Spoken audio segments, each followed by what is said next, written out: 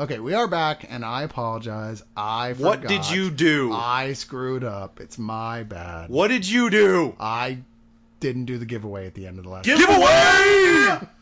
What do we got for this time around? We actually are going to, our first giveaway today is going to be Outrage, which is, of course, the Yakuza movie we'd been talking about, from Magnet, who always tends to pick up the best shit at Fantastic Fest. Yeah, they do. Well, I guess now Draft House Films may give them a run for their money. All right. But yes, we have a few copies of Outrage on DVD. Again, it's one of our most highly recommended this week. And, so you're going to want to look for Cyrus's post of, when he says Outrage, somewhere on the comment section of something by the Spill Crew. Yeah. Something. It's not going to be on, like, Timmy Cupcake's private journal post. It's No. It's going to be on a Spill Crew post or one of my posts or, I don't know, maybe Brian someday posts something on the site. Might even be on one of his. So just keep an eye on the main stuff. Keep your eye on the ball, and it's going to pop up in there, which means you might have to spend a lot of time on Spill. You may have to look around at the other shit that we're doing, which turns out to be pretty damn good. But the first 3 people who send me a message saying, of course, where you saw it, what the title of the movie was, and this code word, Yakuza, will get sent a copy of this film on DVD, and it'll be well worth your time. Indeed. Of that much I assure you. Cyrus' Absolutely. stamp of approval. Shaboom! All right, let's move on to the second segment of Remote Viewing, where we've got a lot more stuff to cover. And what, are we going to just get into some of the crazy documentaries? Yeah, we have a lot to document in this part of the show, so we're going to go ahead and talk about the various documentaries that came out. That was my attempt at a segue. It wasn't very good. It was good enough. It was good enough. It'll work. What do you want to start What are with? we documenting? Shut the fuck up. Oh, you're the pun master. Yes, that is true. Wait, what? Yes. I will usurp you, Cyrus. You know what? You can have it. Oh, damn it. Because a lot of public abuse comes with that title. So Yes, this is true. Well, he's used to self-abuse. So. Yeah, I am, actually. I'm going to start off with one that I think, in my opinion, is probably the best of the lot. And that is Resurrect Dead, which, if you aren't familiar with this movie, don't feel bad. I had no idea it existed until, we got a copy of it to review. And I have to say, I have never been more freaked out to my core by a documentary than I was by Resurrect Dead. Cyrus, try and see if you can explain the concept behind this documentary. I'm so glad that you actually, because I guess I had just assumed you got sent it as well, and then you didn't, and I was like, you go watch this! Because you were pretty enthusiastic, manic even about it. Well, it's one of those things, I had heard of this, because I love big unsolved mystery stuff. I'm always like, ooh, the creepy, eerie stuff that invariably gets just explained at some point. But it's so much more fun before it gets explained. Right. And this is one of those things where they found these linoleum tiles that no one knows where they came from, placed all over the place of not just the United States, but in various South American countries as well. Yeah. That say on them in very florid writing, Toynbee Idea, which is spelled Toynbee, and then Idea, in Kubrick's 2001 Resurrect Dead on Planet Jupiter. And they tend to have little bits of text surrounding them as well, which say, and different stuff on every single one of them that is barely understandable. Just very conspiratorial, very like, what the fuck is going on here? They mention aliens and government cabals and stuff like that, but they're everywhere. They're all over the goddamn place. Mm-hmm. And this film follows some people in Philadelphia who independently get kind of obsessed with them because there's a lot of them in Philadelphia. Yeah. And end up meeting each other and decide that, well, we're going to try and put it together, do a documentary about our search to find out what's going on, where these things came from. Mm-hmm. And it turns out a lot of people, they were not the first people to do this. There are other people who have and have failed, just came to a point where they just stalled out to where there was no point in continuing on and releasing any sort of documentary about it. But so a little disappointing at first. Shit, all these people have been where we are and they came up with nothing. Right. But I can assure you that this is a film where they do in fact make it worth your while. Definitely. I don't want to give away the ending, and it's not what you expect necessarily at all. It's one of those things where you get what you want, but you also you're still left with questions. But you also get what you want. Yeah. So, it's solved but unsolved. Well, and it's it's really freaky because all these elements come in along the way as they trace its history in a very almost Sherlock Holmesian sort of way, the way they take every tiny little element and find any clue they can to expound upon where it ties into David Mamet films. Yeah, imagine if the Da Vinci Code had the tone of a horror film. Because that's kind of what this feels like to me, because they keep finding clues that lead them down new avenues, and every time they do, like, the hairs on your arm will be standing up. Because the thing is, with this message, Toynbee Idea, they break it down. It's a 4-line, Toynbee Idea in Kubrick's 2001 Resurrect Dead on Planet Jupiter. The Toynbee was he was an English historian. He was a historian that had some very rather bizarre ideas about the nature of the universe and humanity, and his idea of eventually population will get out of control, so we need to find an appropriate place where we can clone ourselves or recreate the human race on another planet. And then apparently in Kubrick's 2001, there's also this. I don't remember this being a huge element of the movie. Maybe I just missed it, but talking about resurrecting dead particles. Yeah, well, okay, so in space, and that was one of those. Yeah, it's mentioned briefly in there. It was like where this presumably all came from was obviously an amalgam of a somewhat crazy person's thoughts from a lot of different sources, but the idea that is suggested, and I think Toynbee originally kind of alluded to it, just not in those exact words, right, was that we could recreate every person that ever lived that we even have the tiniest bit of organic material left from, and then use them to create a colony on Jupiter. Create them a colony on Jupiter. Yeah. So you have all of this stuff going on, but what really makes this creepy is the tile they find that is basically just a manifesto.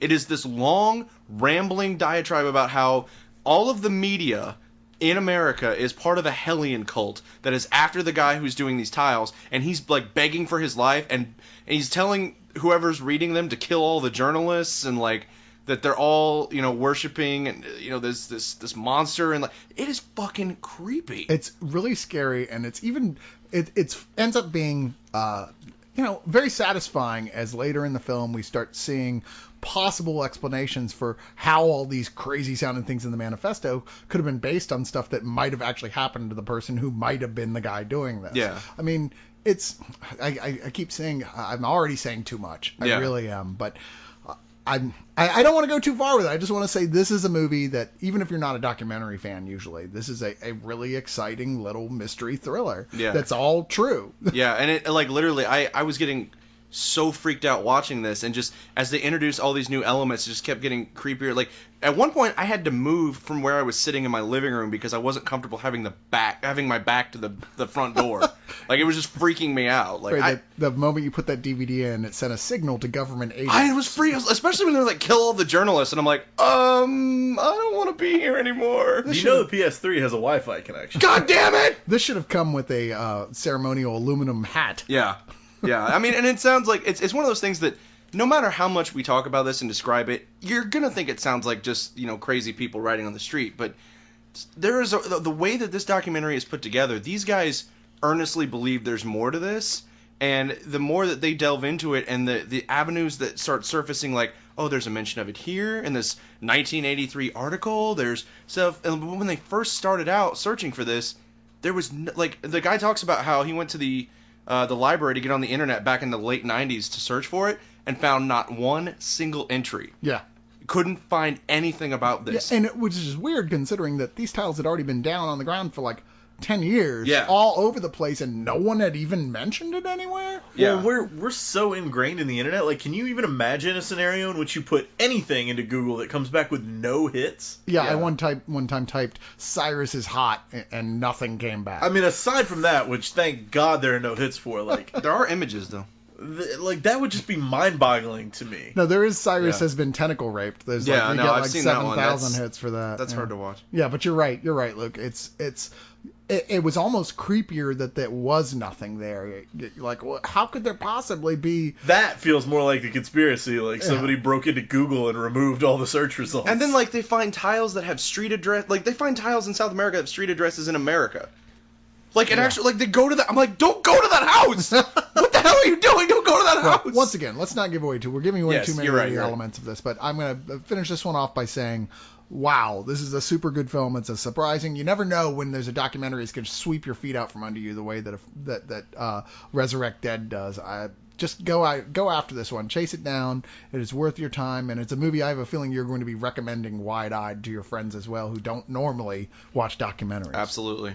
All right, so what else do we got besides what do we got for you? We got other documentaries to cover, right? We do have. I think we're going to be about half and half on this, on ones that we've both seen and ones that just you have seen. So why don't we go to Thunder Soul, which is one that I'm kicking myself that I didn't get a chance to watch because it's one of my most highly anticipated. I've heard nothing but good things about it, but I was curious to know what you thought about this documentary. And I'm really sad you didn't get a chance to see this, and I'm glad I saw it when I did because, maybe 3-4 years ago, I didn't really give that much of a crap about funk and soul music. I mean, I knew it was out there. I didn't dislike it. I just didn't really listen to it. And I had an ex who started barraging me with music of this type and saying, no, these are good. I'm going to make you playlists. Mm-hmm. And yeah, it got into my soul, as it were. With Thunder. And I'm a big fan now. And watching this film, which is all like a definitive film about the excitement and the joy inside of funk and R&B, I couldn't have gotten out of it then what I do now. Right. What it does is it follows a reunion of the members of the Kashmir Stage Band, which was a multiple award-winning student band at Kashmir High School from the 60s until 1978. That were underneath the teacher Conrad Johnson, who figured out after watching these kids who, and then bands were they were doing more big band type of stuff, sure, like very light jazz sort of things.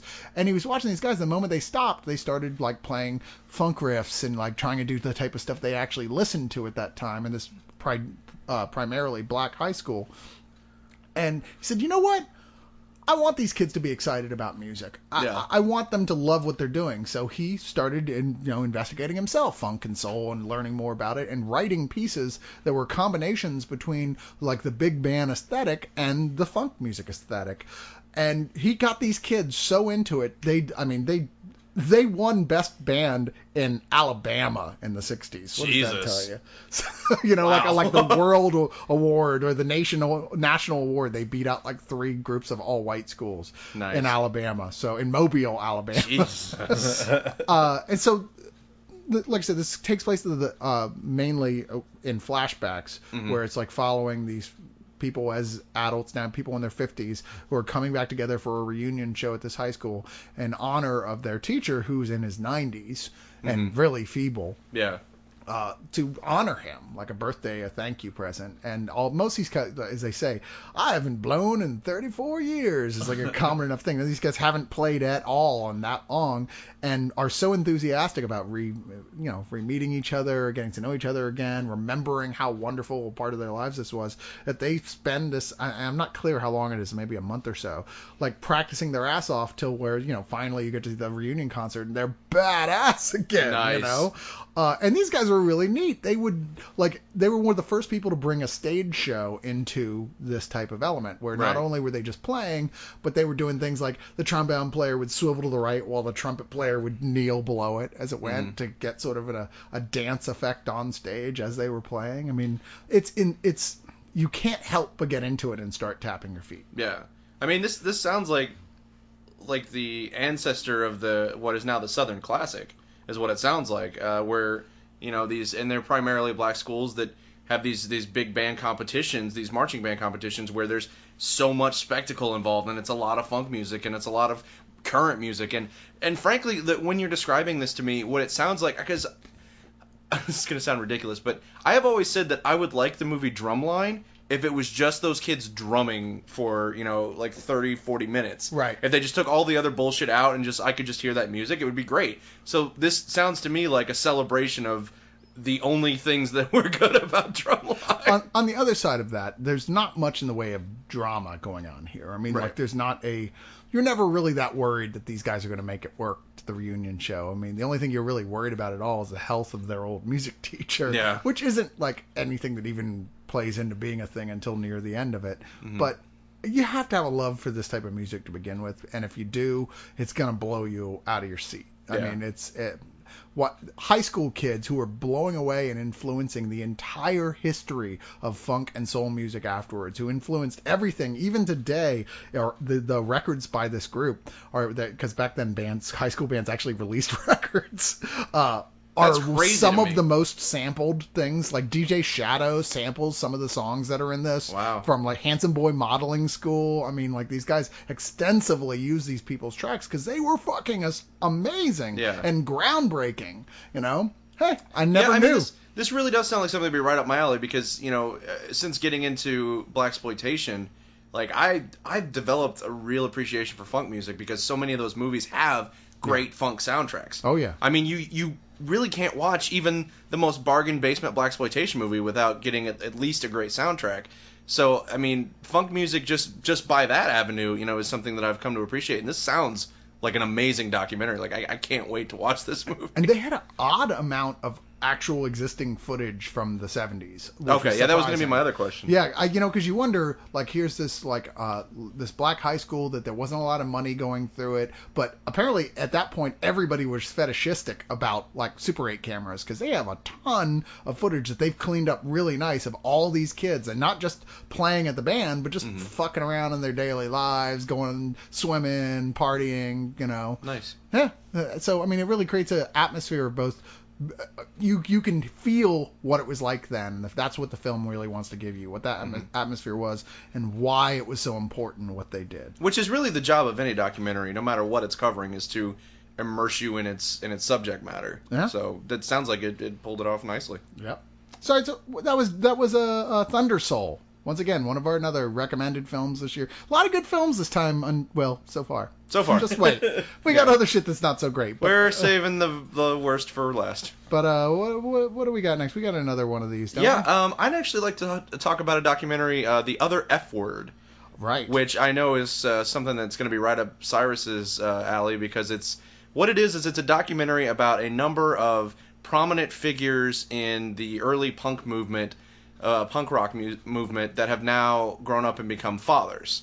And that's actually what the title is referring to, is that they are in a culture where the word fuck is so prevalent and part of their natural everyday lexicon, and now they have to come to grips with the fact that they kind of have to decide if they can still be this rebellious, kind of vulgar personality, and also be a good mentor for their children. Well, it's okay. So it's an interesting story for anybody who's ever had a alternative youth of any kind, or ever lived a sort of like to any degree like a juvenile delinquent when they were younger, eventually coming around to being afraid, am I just turning into my own dad? Yeah. Everything, like, what happened to those ideals of freedom and anarchy and save the world things? What happened to those things? They turned into where, well, I have a family now and I need to pay attention to those things. Mm-hmm. And it's people deal with those issues differently, because there's a bunch of different people who are covered in here. It's one of the guys from Blink-182, Flea from the Red Hot Chili Peppers, somebody from Rise Against. Let's see. The guy from Pennywise. Yeah, he's the main focus of the documentary, is the lead singer of Pennywise. Tony Hawk, guy from Everclear, Mark Mothersbaugh from Devo, Tony Adolescent from the Adolescents, Fat Mike from NoFX, Lars from Rancid, amongst more, as well. Several. And like I said, they all have kind of their own little variations on it. And there are points, as an old punk rocker myself, I kind of went, yeah! Like, there's a point where, like, the guy from Pennywise is drinking his coffee in the morning out of a coffee mug with, like, an anarchy symbol on it. And I'm like, that's really just, I don't know, man. There's something just, like, I feel like Johnny Rotten is just vomiting somewhere. Well, but I mean, that's kind of the whole point of the documentary, is it's like, yeah, a lot of these guys are still trying to, they haven't changed who they are necessarily, but they have had to kind of reevaluate their priorities with having a child. And frankly, like, I can completely understand where, if you identified with these guys as being these, these pillars of anarchy and fuck the establishment, to watch them do things like, take their kid to Toys R Us, yeah, it could be a little bit disheartening. But frankly, that's kind of why I like this documentary so much, is there is a really sweet aspect to it where it's like, no, like, even the guy who, I'm blanking on his name, I can't remember which band he's from, but he's the one that still has the most definitive punk rock look. He's got like the big Liberty spikes. The guy from UK Subs or something like yeah, that. And he's or still, US Bombs. US Bombs, yes, that's it.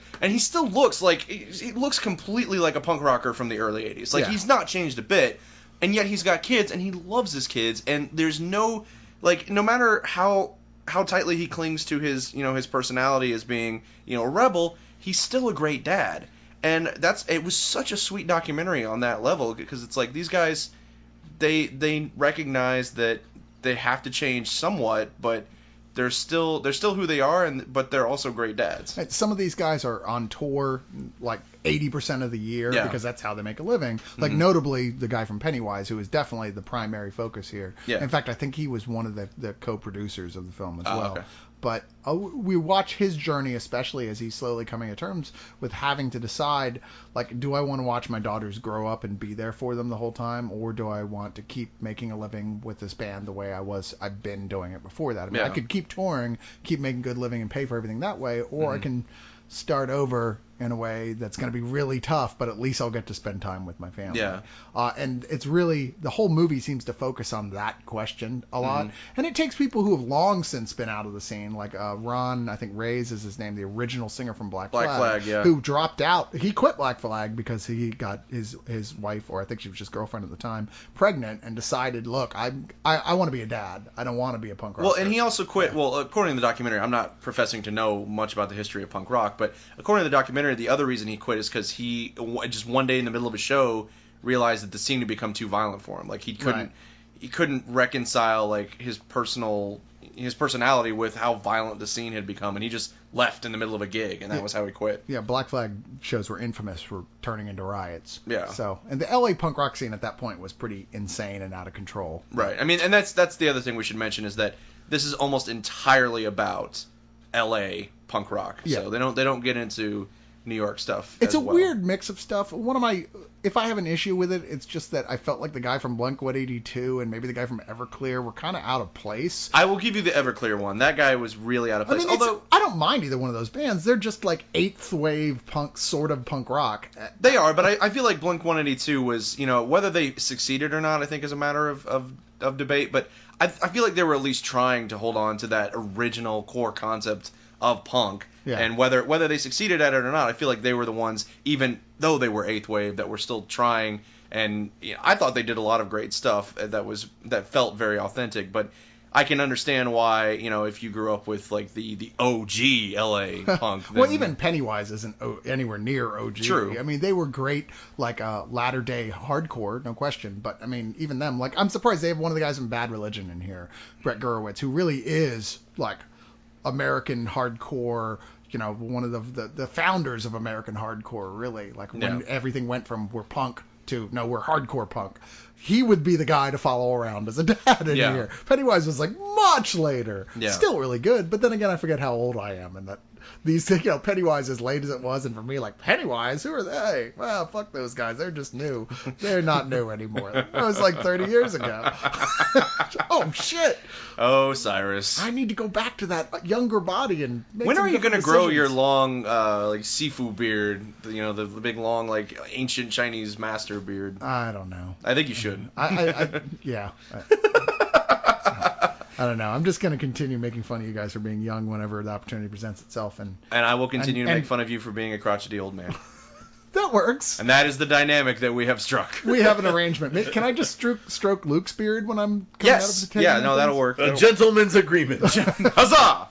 But yeah, I think this is a really interesting documentary about the nature of family and growing up and what does it mean to to grow up and to grow up in an alternative lifestyle, and how long can you keep that up. And I think there's a lot of really interesting themes here, and I think it's well edited and for the most part well shot. You're right, there's a few of the subjects that kind of feel a little bit out of place, maybe just there to pad it out, but overall I was really impressed with, and this is another Oscilloscope release, which I feel like they're doing great stuff. I agree, I really like them a lot. They take big chances on their stuff, and their packaging is wonderful. Yeah. They do all Recyclable no plastic, material. recyclable, that are much cooler than anything you get from any other type of package. They fold totally. out, and they've got like covered with pictures and neat stuff. Yeah, they do. They should be the model for these sort of things, quite Totally. frankly. Absolutely, and they actually have a really cool program called the Circle of Trust, where you can pay $100, and for the year they will send you their next 10 DVD or Blu-ray releases. Nice. Yeah, well, they Fucking incredible. It's like really, it's $10 a piece, and they'll send you the Blu-ray as well. Like that it's is just a great It deal. just shows up at your doorstep, and you're like, That's pretty new awesome. oscilloscope release. Very well. Well, they do really on the cutting edge type of stuff. There's one of the things I like from last year they put out, which was a documentary in the life of William S. Burroughs. It was genius. Absolutely one of the best things ever done on him. And there's certainly a lot to be said about that guy's life. All right, so yes, other F word. Once again, another film gets a thumbs up from the remote viewing crew. Hell yeah. But I believe we have one more documentary to cover. Yes, and this is one that I have been wanting to. It's the two most anticipated documentaries on this list of mine. I didn't get a chance to see, and then I ended up seeing ones that I had never heard of that both ended up impressing me quite a bit. You didn't see this because Rise of the Planet of the Apes was a great documentary. I thought. I was really impressed with it. This is the prequel to that prequel. Right. Yes, this is called Project Nim, which is another documentary I had really wanted to see but did not get a chance to. So Cyrus, I'm going to let you take the lead on this one. All right, so we actually did do a review of this on the main site, I think maybe. I'm not even 100% on that. Maybe we did, maybe we didn't. But it is about Project Nim, which was a research project that was mounted in the 70s to determine whether or not a chimpanzee, if you put them like where they grew up from being a baby with human beings, could develop their own language based on sign language. Now, everybody's heard of Coco and all that sort of thing, right? Well, And Amy from Congo, because Amy's a good gorilla. Amy is a good gorilla. we need to have that whole separating fantasy and reality talk again, don't we? No, I think I'm fine. I think I'm happy with the balance I've struck. Okay. It's like 80-20. I'm happy with the fact that we're like the only people in America that own Congo on DVD. I believe that you are. I don't know. Traveling around the world and doing good. I don't know if I'd be happy about it.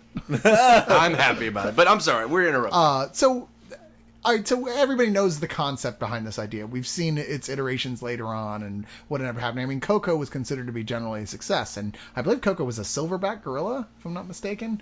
Can't remember. But she's the most famous example of that. This is before that, I believe, and the biggest problem here is you watch this go along, and it's kind of a tragedy, really, this whole project, because it takes place over the space of like a decade or so, is that it's a bunch of hippies doing this who don't really seem to know or care what the fuck they're doing. Like, they care, they just don't care about the right things. Like, they show this big house that they all live in with this chimpanzee, and most of the time they're just off getting high and just fucking around with the chimpanzee like he was like a little kid. You're like, will you please pay attention and start following the actual science of this?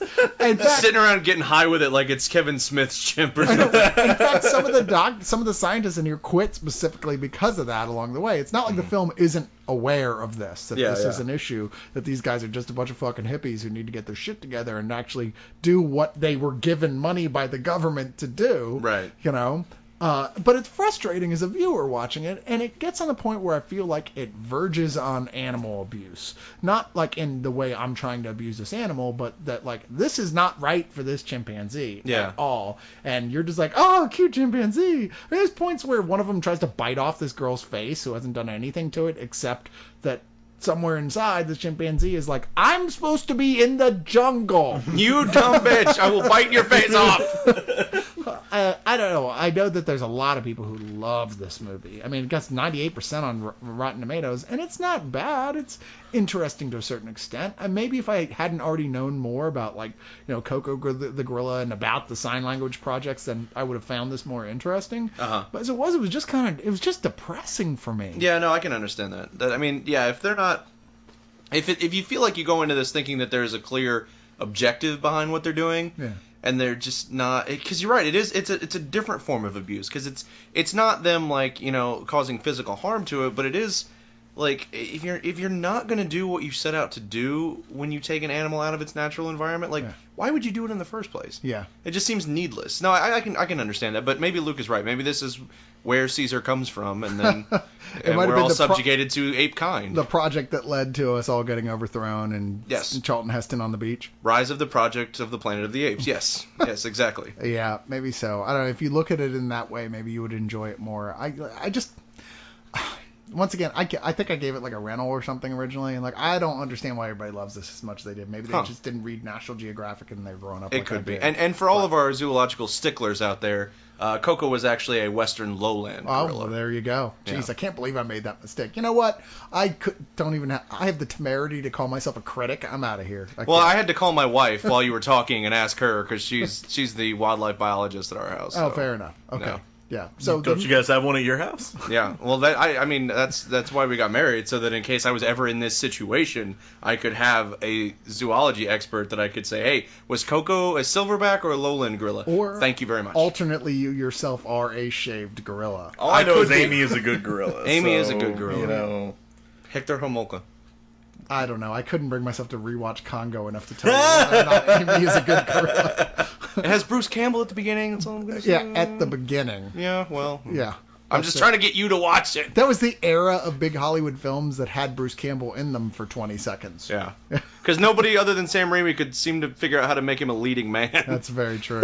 All right, so I think we are officially out of documentaries on this issue, so let's move on to something else. What do we got next? Oh, all right. Well, I tell you what. Let's go on to something that is going to be an interesting discussion because I think you're a really big fan of it, which was the comic strip. Comic Strip Presents. Oh, yeah. Now, did you get to actually watch this? I watched two. You know what? Start off by explaining what this is because I went into it completely blind and kind of had to claw some kind of explanation out of watching it.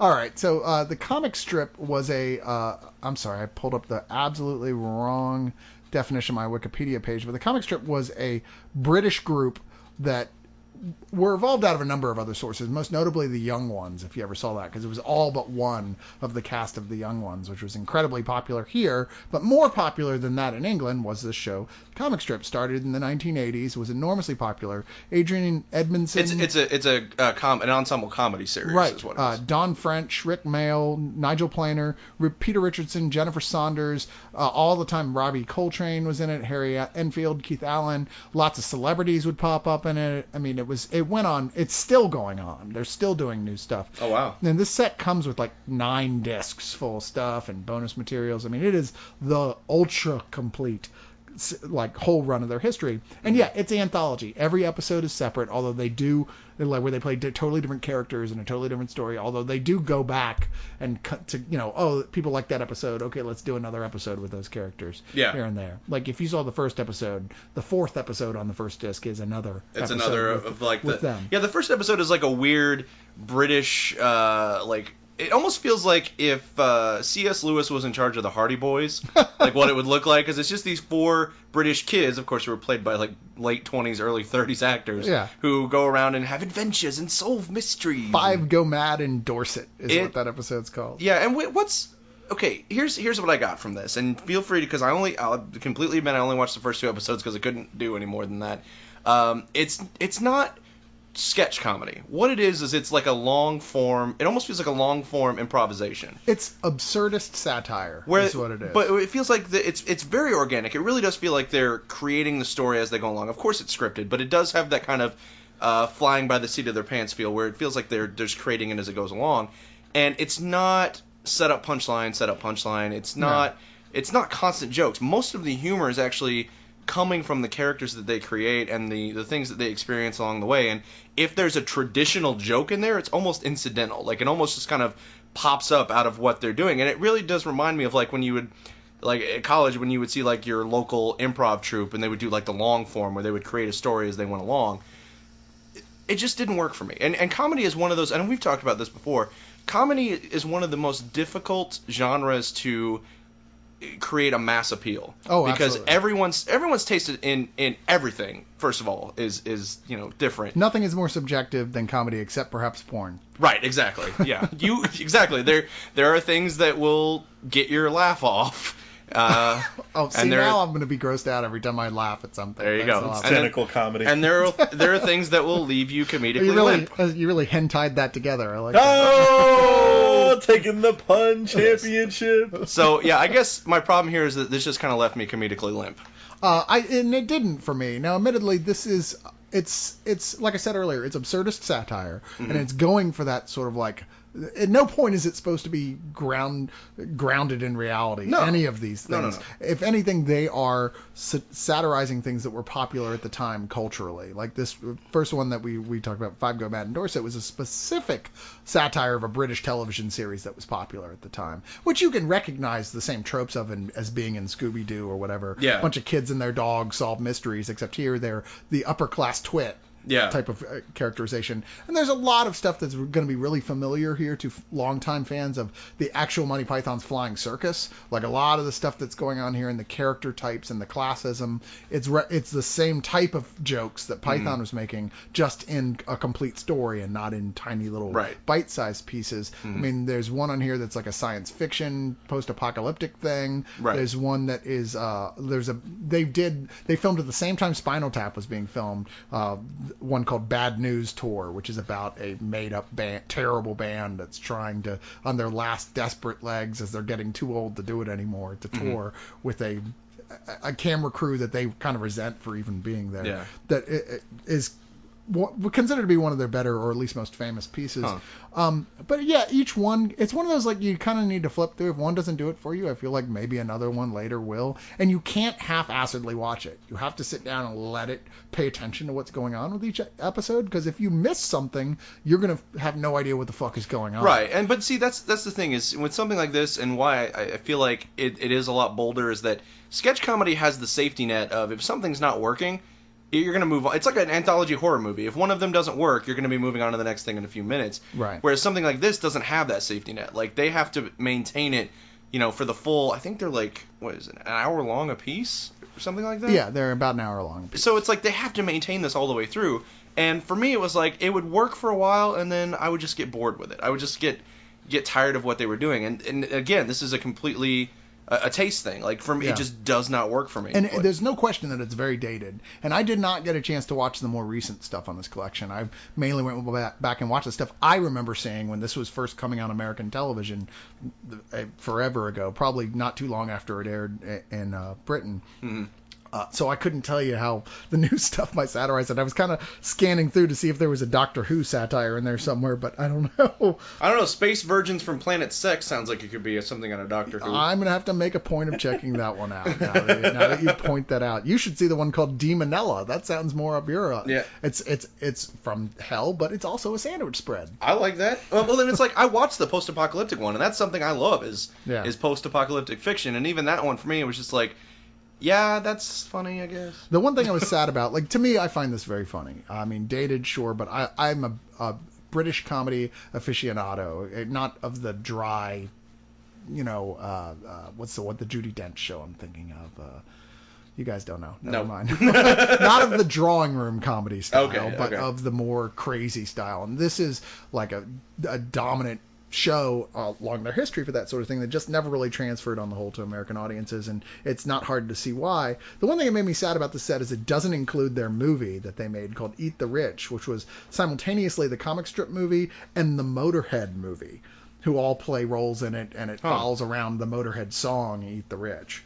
So yeah. Interesting. Sad that's not on here. Is it weird as time mashup? Yeah, totally bizarre mashup. As time goes by, is that the yes, Judi Time Dench Goes By is what I was thinking of. Which is a good show. It's just not the type of thing. But like you said, it's drawing room British. Yeah, I guess. Exactly. Arranging matches. It's funny because I'm drinking tea at 2:00. How droll. Can you believe that gentleman isn't wearing an off-color sweater at this time of year? Who doesn't wear an ascot to dinner? The people that think Oscar Wilde's a little too racy is basically what we're talking about. That pervert? All right. Well, that's the Comic Strip Presents. What do we got next? We got something that you saw? We do have a lot of things that I saw. Well, pick one. Okay. How about Damn it, man! How about something you saw that I didn't see, like the Night Train Murders? Ah, yes. Night Train Murders. Let's talk about Night Train Murders. Let's not. This is the... Stop that. Sorry. This is the Blu-ray release. I believe it was I want to say it was the January Blu-ray release for Blue Underground. Yeah. Which, if you're not familiar with Blue Underground, and you're a horror fan, you need to get fucking acquainted with Blue Underground, because whether or not you like the individual things that they're putting out, every once in a while they will put out a title that has not had a good high-def release, and they will just knock that shit out of the park. They did the the Zombie Blu-ray at the end of last year, Right. Lucio Fulci Zombie, and it just looks incredible. It's packed with special features. It's the whole company is run by William Lustig, who was actually a genre film director in the early 80s. Which explains why some of the crappier films that they Right, put out. but that's the thing is he was such a hardcore horror fan himself, and he was so pissed off that he would have to like go to these trade shows in Japan to get good releases of the movies that he loved. Right. That he just started a company like, no, I will buy the rights and I will put it out myself because I'm sick of this. And it's just such a cool thing to do. It's like, no, I'll fucking do it myself. And this is an Italian horror movie by Aldo Lato. Aldo Lato. Basically, if you've seen the movie, it's about these two girls that are going on a train trip, and along the way they meet these shady characters, and it gets to be this really ugly situation. It is a complete ripoff. Yes. It's not just sort of similar to. It is a complete ripoff of Craven's Last House on the Left. It is to the which point. boy. itself is a remake of The Virgin Spring. Yeah, but it's to the point that the tagline for Night Train Murders was, "You can tell yourself it's only a movie, but it won't help." Right. Which, of course, the famous tagline from Last House on the Left is, keep telling yourself it's only a movie, it's only a movie. So this is, again, the Italians, nobody rips off movies like the Italians do. They have, like, entire subgenres of movies that are just them cribbing popular American movies and just not even really changing them that much, giving them similar titles and tricking people into going and seeing them. They're like the Japanese with technology, except they don't actually improve on things. No, in fact, they go the opposite direction. Like, in America, we'd get Escape from New York. So in Italy, you'd get After the Fall of New York, which is the same fucking movie made for $10. They were the asylum of the time. Exactly. In an entire Absolutely country they were. The difference being that I fucking love Italian knockoff movies, and the Asylum can eat it. Some Some asylum films are fun. Asylum films are fun, I'll give them that. But Mega Shark versus Giant Octopus, how do you not laugh? Yeah. Yeah. But That's basically not- here, that's not untrue. if you've seen Last House on the Left, you've seen this movie. But what happens, of course, is that they kill the girls, and they end up at the house of the girls' parents. And, of course, then the parents find out and they have to decide if they want to take revenge. It's the same fucking movie. Like, there's no difference except they put a fucking train in it. Is there- It's the same movie, only much. This is gonna sound weird, but it's if it's possible to be sleazier, like I don't know. Last House is a pretty sleazy movie, but I think Last House at least somewhat redeems itself towards the end. It makes a case for the fact that it wasn't just sleaze for sleaze's sake. Like it's definitely making a point about, you know, that thing inside all of us that can snap at some point and make us do terrible, awful things, and what can drive, you know, so-called normal people to that point, and how there's not really that much of a difference between us and mass murderers. And there's something in us that can just snap at times. And the difference is that Night Train Murders has that sleaziness from Last House on the Left, and it's Italian. So it's sleazier by far. Like, it's just...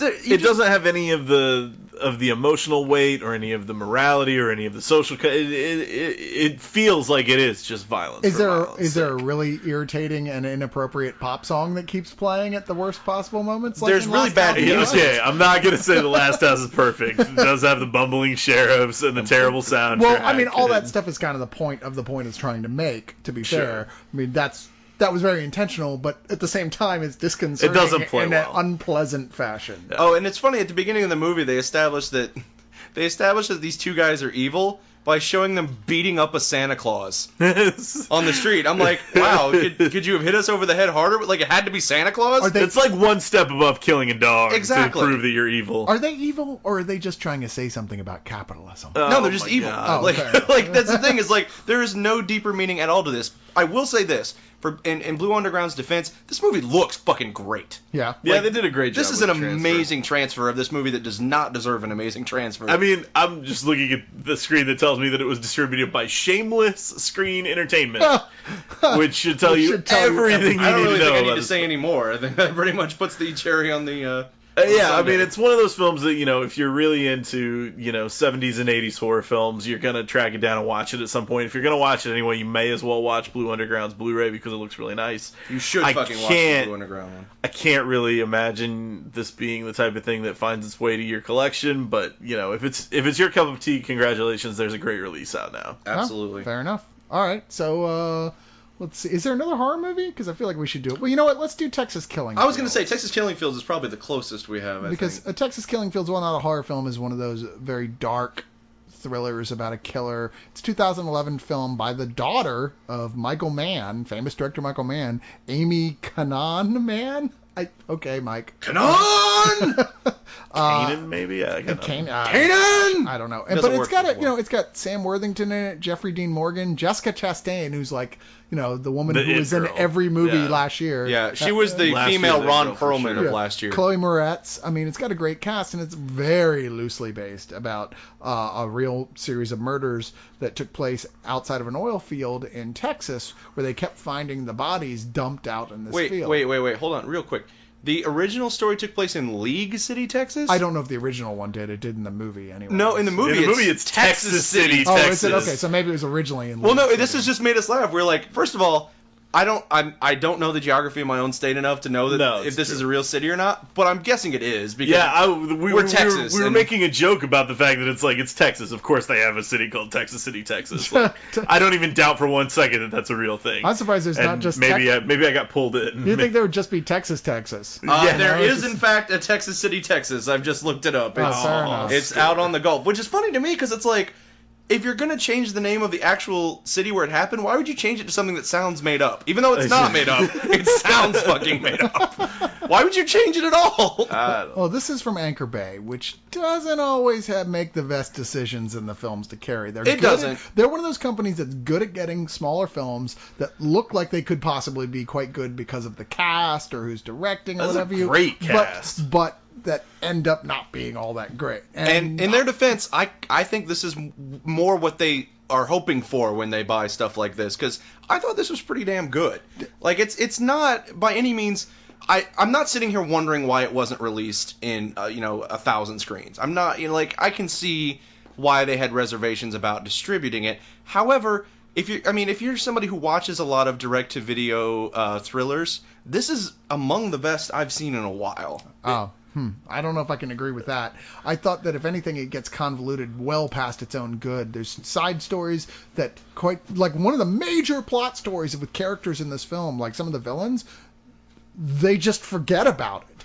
Like, it's like, okay, well, we're going to go back to that other story, and it never goes back to that. I don't think that they forgot about it. I think that was just, I think I know exactly which storyline you're talking about. I'm sure you do. And to me, it wasn't that they just forgot about it. It's literally that what's actually going on crops up as they're trying to resolve that story. Right, but then it's never resolved, and there's no overarching reason why that would make sense. Well, because well, I don't want to get into it too specifically, but because we can't talk about the specifics. Right, because I don't want to spoil it, but I think we'll just have to agree to disagree on that one. But I do think that this is, like you were saying, it's a very dark movie. Like, it's not going for exploitation type thriller stuff. No. It is a very bone-shattering human serial killer movie, and in fact, some of the attack scenes are just, I felt like I had to take a shower afterwards. I felt you have to credit a lot of that to the director, who indeed does a really good job. She clearly picked up some tricks from her father, and there's recognizable Mann elements in it that you'll go, okay, that's definitely a Michael Mann thing, but there's a lot that isn't and is notable as well that she does. So overall, the look of the thing I thought was great. I just ultimately had problems with the way the story was structured. There comes a point where you finally get to what the solution is, as it were, to the story. Who is the person who's doing all these killings? And I was like, really? That's it? Because that was just so obvious that I don't even know why I should be surprised that you came back around to it. It was like that whole other thing we were going to, that big subplot, was indeed just, I felt like it was just, as a viewer, a waste of my time. So much so that they just didn't even bother resolving it. I don't know. I was irritated by that aspect of it. It didn't bother me, and because I thought that it went to its logical conclusion based on what was actually going on. But again, there's no way to talk about this without spoiling it. Hold on, let me stroke Luke's beard for a minute. Yes, there you go. Well, let me just say that I think it's really impressive.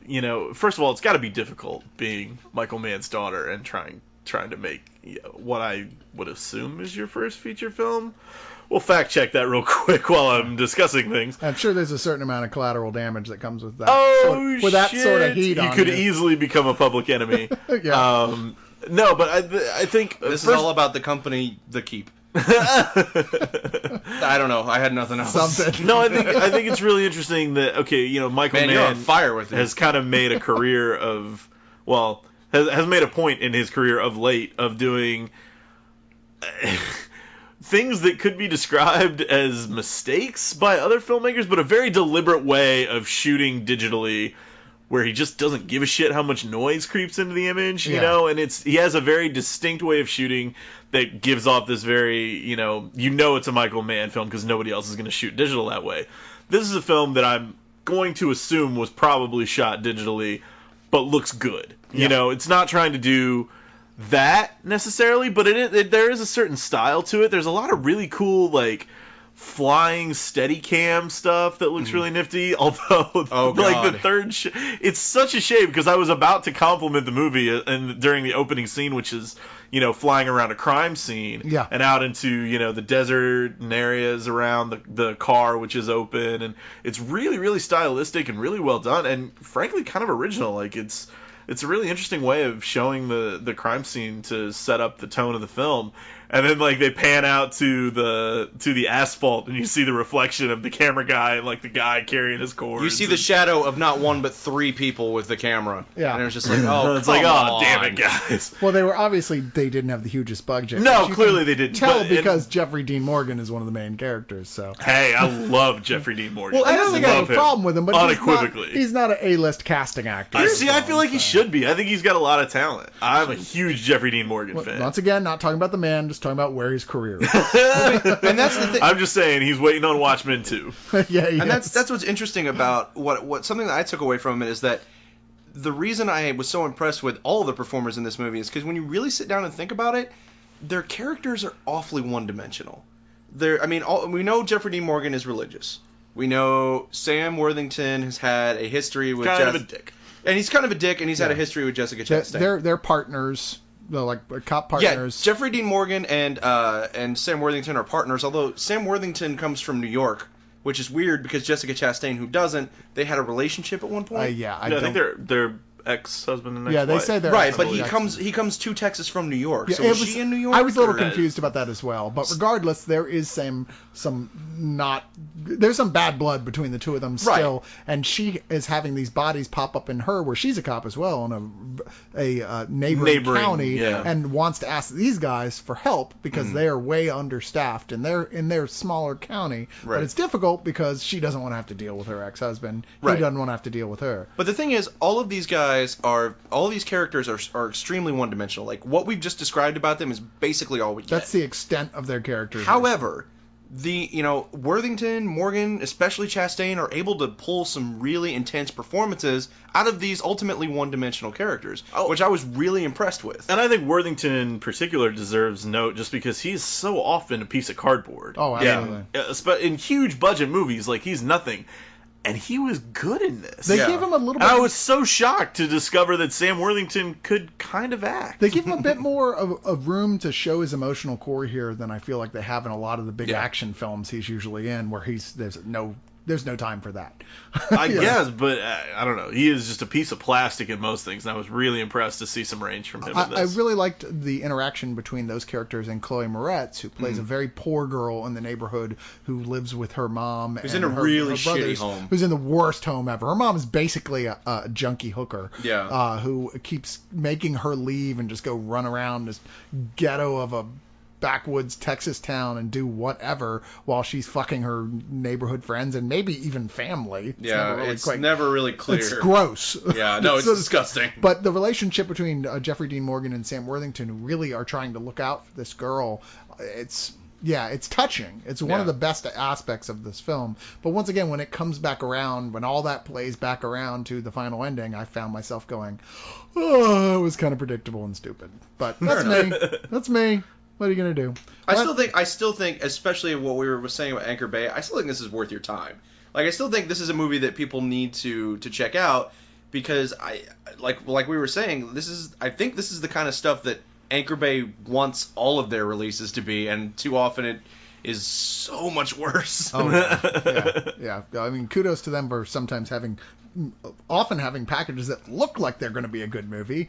Unfortunately, no kudos to them rarely being a good movie. Yeah. I don't know, there was a point a long time ago that Anchor Bay was like a go-to company for like more obscure stuff. They were the Blue Underground for Yeah. a long time Yeah. before Blue Underground. Like Yeah, they but- put out the limited edition Halloween stuff, The and Evil out Dead. Evil Yep. Dead 2, But all that great stuff. I think it's just that there's just so much more competition now. Really. Yeah. It's a lot more expensive to get your hands on those titles. Definitely. So what This are is you true. going to do? All right. Well, that was Texas Killing Fields. What do we got next, Brian Salisbury? Oh, I'm sorry, Lord Fauntleroy. Was it? Yes, all of those things, please. Well, let's move from horror to a little bit of sci-fi, classic sci-fi in Star Trek: The Next Generation. Uh-oh, we're going to go to the sea. All right, now I'm going to warn you now. I'm going to geek out a little bit. Oh, I Oh, know. God. That's why I'm bringing it back to this. I 'Cause want to see what happens. The TNG that's my TNG. That's my wheelhouse. Yeah, you know me. You're adorable. I love Star Trek Next Generation to death. I saw the original Star Trek, TOS, when I was too young to really think about it. I was like, yeah, it's fun. I like it. I like watching TOS. But well, it was the there 60s. You were only like 5. Yeah, that's true. Well, no, shut up. It was in reruns. As a kid, Sure it was. Sure it was. there was no TNG yet. There was only the original series. When that I was a played kid, it in was reruns. TMNT, so Heroes on a Half Shell Turtle Power. I thought it was more like TMZ, really. Oh, come on. don't associate me with that in any way, please. I got some good dish to spoil about you, sir. No, That's for sure. don't. Please No, don't. I won't. But don't worry. I promised that would always be between us. Yeah, that's in the blackmail folder. No. What you don't know is. I would never blackmail you, Lord Fauntleroy. This was the first spin-off of Star Trek. Like Star Trek was untouchable at that point. Like there had been a movie, in fact a couple movies, but no, it would, the thought of doing a different series with a different cast was considered to be pretty offensive by, I think, the great majority of Star Trek fans who were already rabid as fuck by this time.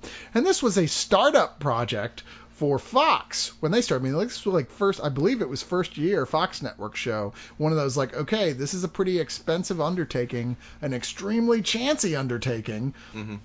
And no one knows what's going to happen.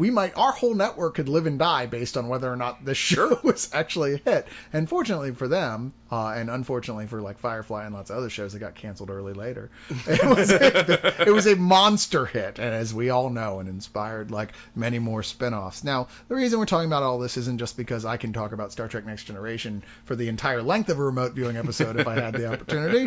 It's because they are finally starting to put these things out on Blu-ray. Sort of. Well, Yeah, no, it's a weird release. Well, they are actually doing that. This is the taster.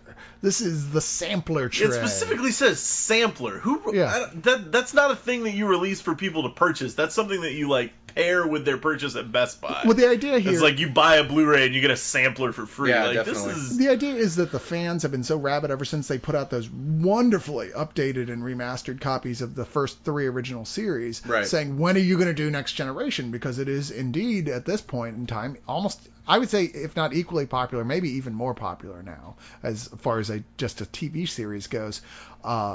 And there was a lot of fear because it was all filmed on video as opposed to the original, which was filmed on film and is easier to remaster, apparently. Clearly. They were saying, we don't even know how we were going to remaster these things and make a profit from them originally at some point. Mm-hmm. And apparently they found a way. And they do indeed painstakingly remaster these things so they look as good as they probably possibly could See, get. that's weird because I was struck by how, especially in the first episode, how fuzzy and grainy everything was. Oh, see, I didn't get that at all. With the his introduction, Picard's introduction. Well, first of all, I need to be honest about this. I had never seen a single episode of Star Trek: The Next Generation before we sat down to watch this sampler. I had seen plenty of the original series. I liked the original series, but I just, for whatever reason, it stayed off my radar. And so it was interesting to at least have this release in that it could introduce me to it. But again, when they actually put out the first season, it's going to do the same thing. So I'm really still not quite sure why this is out. Because frankly, when they first introduced Picard and he's coming up to the bridge, I thought there was something wrong with your TV No. because it was so goddamn fuzzy. And I couldn't, and it's probably because, like you were saying, it was shot on tape, so it's not as easy to remaster. But Right. And I don't know, Luke. Maybe you can explain to me why that is. I don't know. God, But when did it? When was this? The 90s? No, it was in the Late 80s. 80s. Yeah, late It 80s. was probably shooting on- 87. Beta tape, which is shit. Are you sure they shot on tape? Yeah, it was on video. Yeah. Well, I mean, it's kind of like doing a Blu-ray of 28 Days Later. Like, I mean, Beta SP, which has been the tape standard from the late 80s and still is used in many newsrooms, is standard def. Like, it's a standard def format. There's Right. not. And I mentioned 28 Days Later because it was shot on mini DV, which is also a standard def format. Like, you can up convert it to 1080p, but it's essentially the same process that your PlayStation does when you put in a DVD and have it upscale it to 1080p. Like, it's never going to. It's not like film where you can scan it in at a higher resolution and do a really nice 1080 transfer.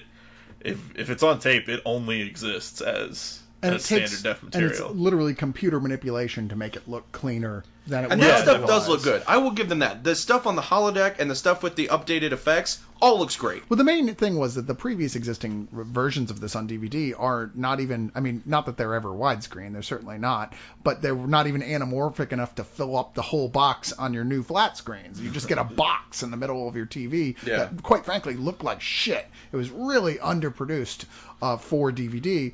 There was a required amount of cleaning up that was necessary for an HD TV to make it acceptable looking for that. Mm-hmm. And they certainly spent a lot of time going back through the special effects stuff to make it look like not cheap and I mean, it's pretty would. much what they did with the original series, where they went in and although in that they actually like almost reshot them so that they did reshoot them. Yeah, totally, so the effects were completely different looking. But I mean, here they're mainly retouched. Yeah, they're retouched, and they do look good. Those scenes do look good. It's just I was struck on several occasions with the actual action of the scene that just looked really fuzzy and just not clear at all. Like I wasn't expecting it to be like the height of high definition, but I was expecting it to look a little cleaner, and frankly, I was kind of disappointed with it. It was as clean as I expected it to look, and I was satisfied as a Star Trek fan. Now, let's, aside from the look of the thing, this is indeed a sampler. It is not a best of. It is 3 episodes. They were very clear on that. This is not supposed to be a best of, but it is 3 episodes that are considered to all be very good episodes, depending on who you ask. Certainly, the opening 2-parter, which is here, Encounter at Farpoint, is not in retrospect considered to be one of their best episodes, but it was a solid start to the series. And how can you have something called a sampler that doesn't have the first episode on? Well, exactly. And it's, introduces Q, and it bookends with the very last episode, All Good Things, which ties directly back to this episode. In addition to that, we've got, I don't have the list of the episodes right in front of me here. Sins of the Father. Sins of the Father, which and Light is Within. Sins of the Father, which Inner is the Light. one which introduces the whole Worf, their Klingon, his whole subplot storyline with him having family problems back on that home planet. And does have a great that went on for several seasons. A great co-starring role for Tony Todd. It does. The Candyman who plays franchise. his brother. Yeah. And then the Inner Light, which won the Hugo and is in any list you'll ever see of the best Star Trek episodes of all the shows put together, is always in the top 10. And that's what again, this is somebody who is very much a novice to this, but what struck me as the difference between the original series and Next Generation is the original series was a lot about sort of monster of the week, rough and tumble adventure stories, whereas Next Generation seems to be more concerned with telling these like cerebral, deep sci-fi stories with a lot of emotional context, which is cool. I really dig that. I like that it's kind of established its own voice and made itself something unique from what fans were expecting.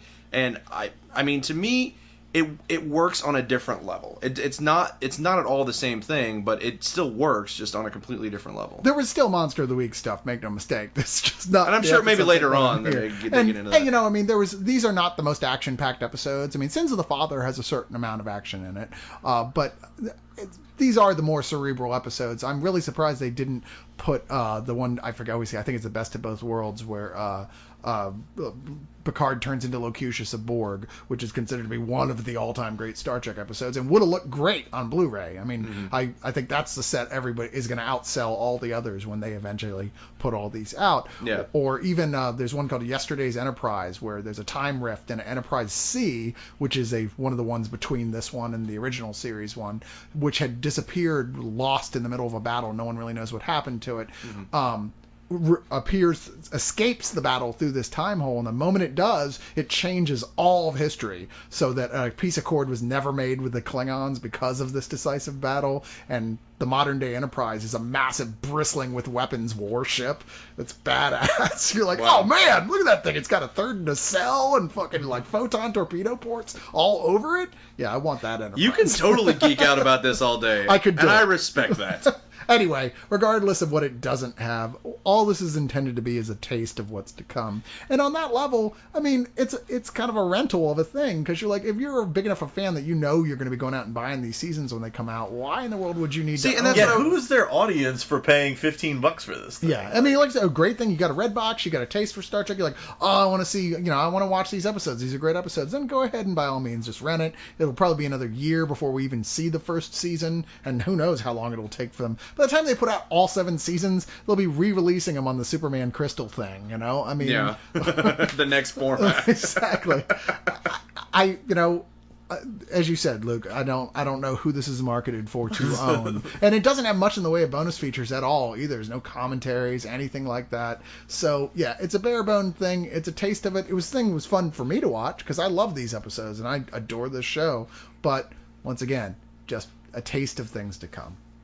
Like this is a taste of what's going to come in the next part, sort of, I guess. Yes. Because Number one, you have the con. there'll be another giveaway after this. I don't really have anything here, but what Giveaway! What are we giving away? Okay, so I'm going to throw a curveball at you this week. What are you curving? We're going to give away sets of Rocko's Modern Life Season 2. And if you aren't familiar with this show, it was on Nickelodeon back before Nickelodeon completely sucked. And it was one of the last original series to come out, in my opinion, that still kind of characterized the what was good about Nickelodeon. Mm-hmm. This is a show about a wallaby who basically it's the first time he's lived on his own, and it's almost like a Ren and Stimpy kind of spin-off, not a spin-off, but kind of a it has a very Ren and Stimpy feel to it. It's got a lot of that same kind of gross, like vomit type humor. Yeah. But it's really funny, and it creates a lot of memorable characters, and it has some jokes in there that like no child would ever get. And I'm going to show my youth here, but I used to watch this when it was on Nickelodeon, like when it first aired, and there were things that I liked about it, the silliness of it I dug. But when I got older and revisited it recently, like there's a lot of really smart jokes in there that no child would ever get. So it almost makes it interesting to revisit as an adult, just to catch up on all the jokes they were firing at the adults who weren't watching the show. Right. But it's a really great set, of course, by Shout Factory, who continue to really just kind of set the standard for releasing really weird animation. Well, stuff that isn't necessarily considered classics, but has a steady fan base. Sure. And doing it with putting out those releases with dignity, with quality. Yeah. And, sometimes with unexpected, like even fans going, really, you didn't need to do this much. Exactly. I would have been happy with less. And they do. They take every release really seriously, and I really dig that about them. So we have their newest Rocko's Modern Life, which is Season 2. Yeah. And 2-disc set. 2-disc set. It's a really, really great release. So, yeah, we've got some Comes Rocko. with the original never aired pilot of the show. Yes, it does. Which I can't help but imagine is probably It's pretty twisted. more scathing Yeah. than the regular episodes. It's pretty twisted. Yeah, I had only seen this show in passing and always thought it was funny. Yeah. But yeah, no, I actually look forward to watching this. Now, keep in mind, guys, when you see this go up, which the code word will be for you to send me Spunky. Spunky. Yeah. Ew. It's the name of his dog. Sure it is. You had to go there, Luke. That was your mind that was ew, not that Spunky. Maybe if your parents let you watch TV as a kid, you would appreciate it. Hey. I'm not touching your beard again. Aww. It's not my fault you grew up in an ashram. Every day. Is that why it feels so soft and You're damn right. And a little oily? Yikes. I didn't grow up in an ashram. But I grew up in an igloo. We have a ton of these to give away. We have so several. when you see this go up, don't be afraid. Just because you saw somebody else claim one ahead of time, I have a lot. So yeah. And again, big props to Shout Factory for not only putting it out, but for being such a big supporter of remote viewing. And, Oh, yeah. And always sending us great stuff to give away to you guys. We approve of Shout Factory. We do approve of Shout all Factory. the future mega sets of Mystery Science Theater that they send me. Yay! And we will be back after this brief break with more stuff, with Lightning Round, and with one last giveaway.